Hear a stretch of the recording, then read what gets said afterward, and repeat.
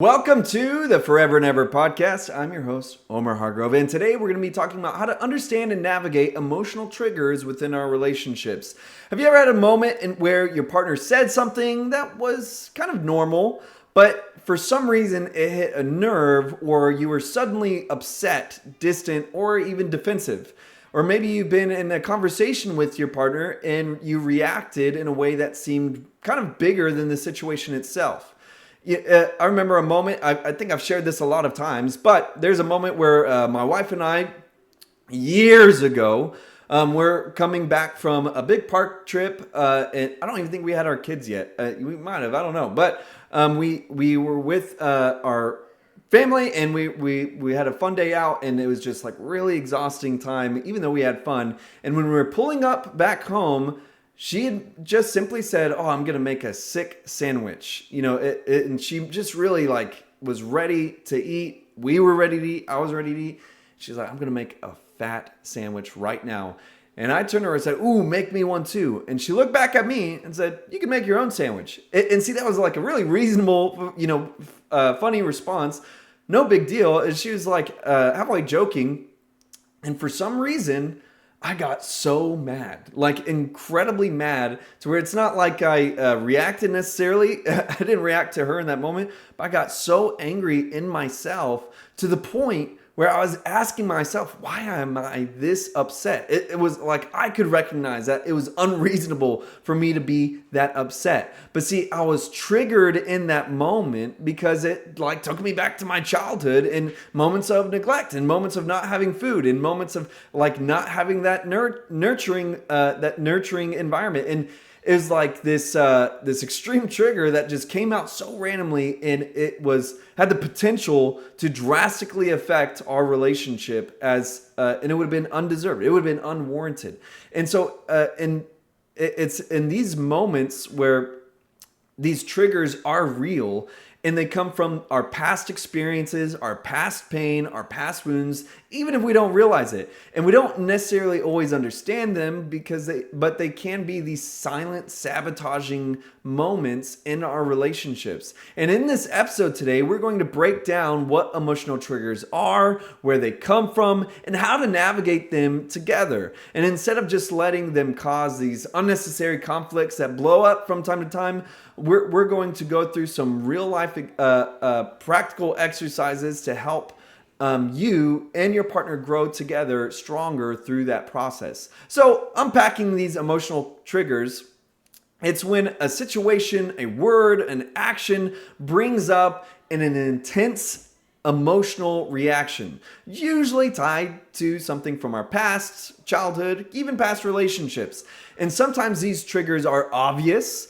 If you've ever had that bad experience with something before, it makes sense that a similar situation would stir up those kinds of emotions. But other times, we don't even often realize that we're being triggered. We just know that it made us upset. We don't realize this connection to this hidden memory, this hidden inner child wound. We just know that we feel overwhelmed, we feel angry, we feel hurt, we shut down. And even if we don't always understand why. Maybe your partner casually makes a comment about your schedule being busy, and suddenly you feel defensive. It's not that their words were mean or intended to be hurtful, but maybe growing up you felt like you were constantly criticized for not doing enough. And so even though they were just making a comment, or your emotional response is tied to something deeper than what the comment is. So triggers aren't just about what's happening in the moment, they're tied to the past and to the past wounds that need healing still. So again, this is just really getting a good grasp of what these triggers can be in our emotional state. So now, how triggers can affect relationships might be obvious, but getting into it, the biggest issue is that they can cause misunderstandings. See, your partner might say something with no bad intentions at all, but if it's connected to that unresolved wound from your past, it can feel personal. It could feel painful. It could be really hurtful.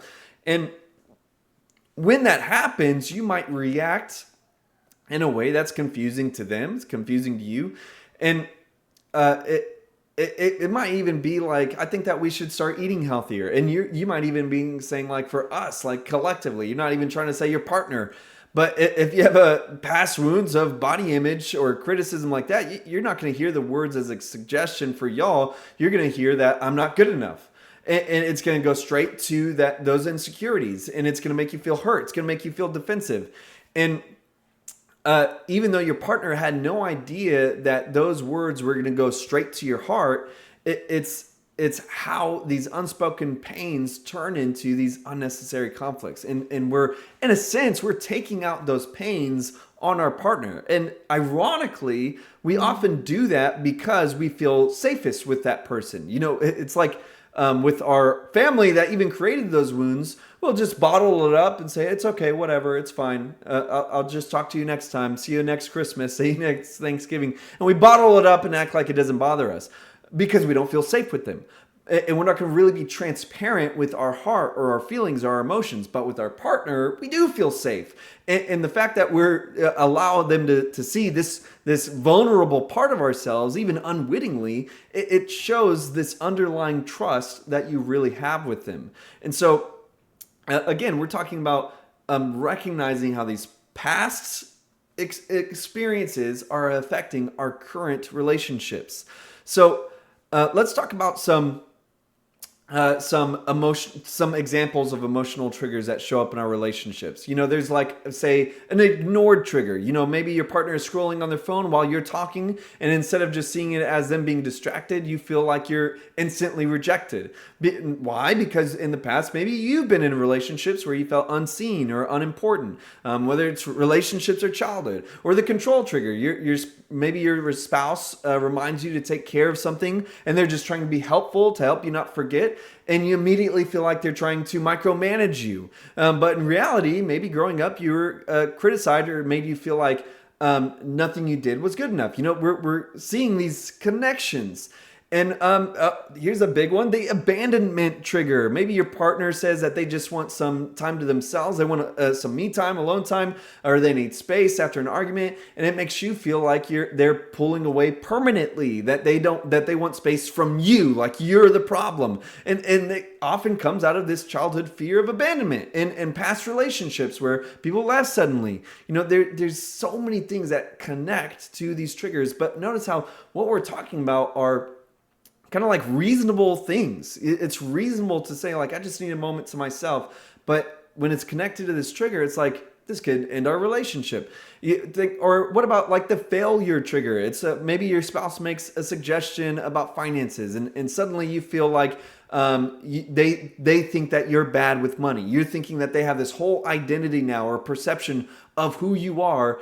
Instead of hearing let's budget together, you hear you're irresponsible, and you're making these like really radical claims about your identity because of what they're saying. When at the end of the day, it's just like, hey, we gotta like just practically do life together. Let's figure out how to do it. And we're almost like taking these things really personal, but it's because it's tied to these emotionally triggering events in our lives. So these are just a couple of examples, but what we're trying to see is how these things have shaped, they shape how we hear things in the present. And but once we recognize them, we're able to communicate these triggers. We're able to better communicate with our partner. And so the first step with dealing with these is recognizing them in the first place. That's what we have to really pack deep into our heart and our mind. And I'm talking about ourselves. We have to own our triggers. And instead of just reacting in the moment, pause and ask yourself, is my reaction about this situation reasonable for what's going on? Or is this bringing up something from my past? Like, is this warranted for me to be this upset or this emotional? Or is this tied to something deeper? The more self-aware you become, the easier it is to separate the past from the present. The past from the present. And the next step from that would be communicating these kinds of triggers to your partner. Instead of expecting them to figure it out on their own, we just need to be real people and be transparent about what we're feeling and share our emotions.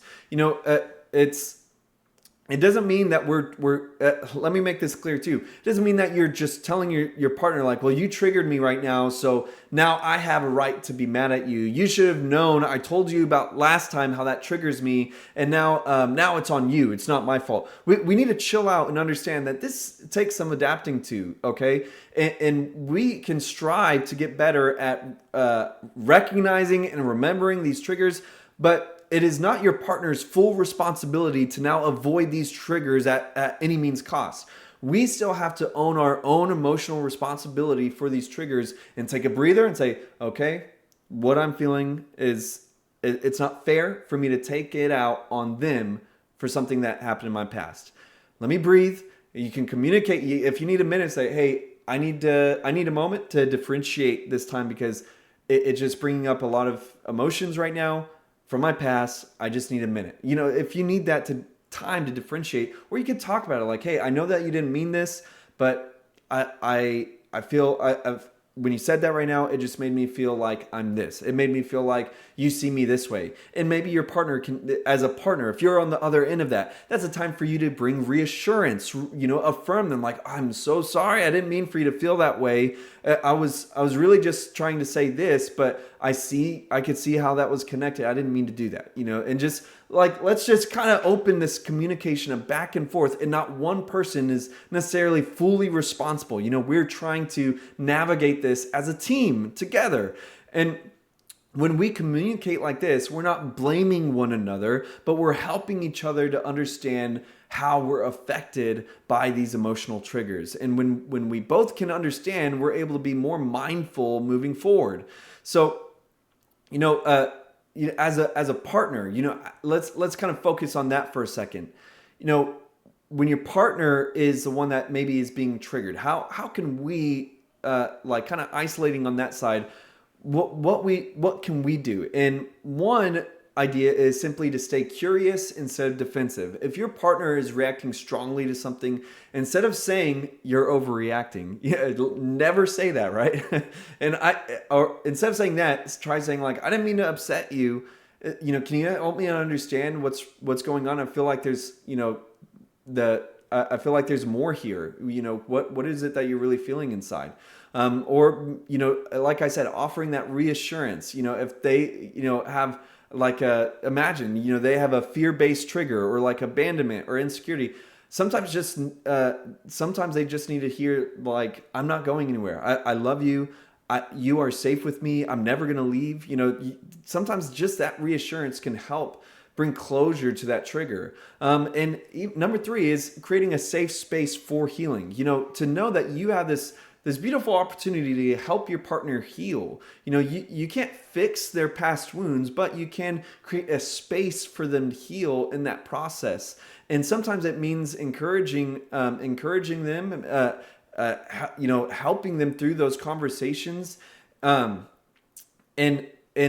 providing this space for them to feel emotional security.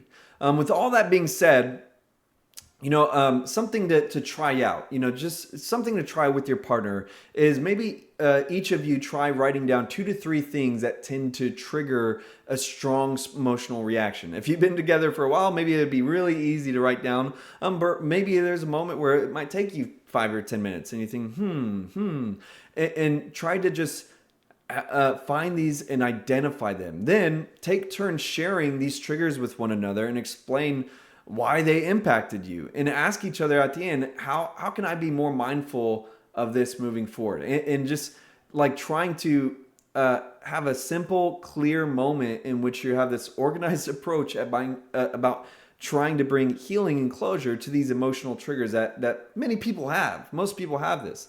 So the big takeaway for today is that emotional triggers aren't about the present, they're about the past. But when we recognize them, communicate them, and create a safe space for healing, we stop letting those triggers control our relationships. So instead of letting these triggers divide us, we can flip that on its head and we can let them deepen our connection with one another. We're sharing a space that we haven't shared with anybody else. So all that being said, This week, I encourage you to pay attention to your emotional reactions. What moments make you feel triggered? How can you communicate that to your partner? And all of this is in my book, Forever and Ever. So if you haven't grabbed your copy, be sure you can order it on my website, homerhargrove.com, or just order it from Amazon. But either way, until next time, have a great life.